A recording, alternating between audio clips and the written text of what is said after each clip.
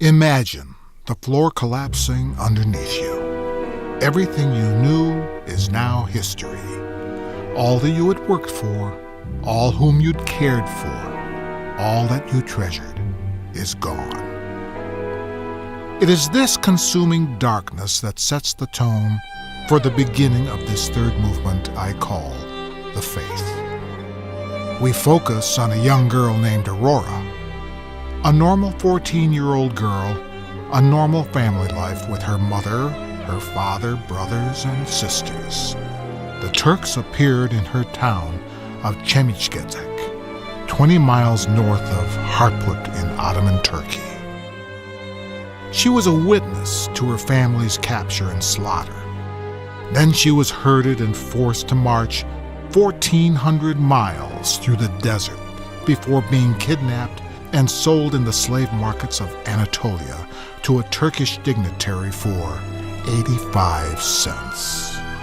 She and many others were constantly tortured and made to service his every whim.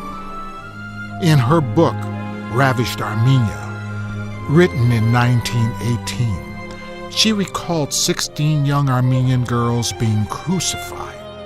Despite the portrayal in the subsequent film, Auction of Souls, she revealed that the crucifixions were far more gruesome than could be imagined, let alone depicted. Leaning on her Armenian Christian faith, Aurora managed to escape her captors. And now to the music, as it pushes and it pulls, representing the struggle with faith. The rapid staccato from the trumpets is meant to create a growing tension. And as the tempo quickens, we can feel the anxiety of an impending doom. Armenians watch helplessly as their entire world crumbles down around them. The fires blaze. Where is God? Do we sink deep into our own hell? Do we reach out only to settle for that which we can see and we can touch? A shallow desire for something tangible? How far can you stretch your faith? Enough so that you find inner peace and security? How do you come to grips with a world that turns its back on such tragedy? Or are there greater forces at play?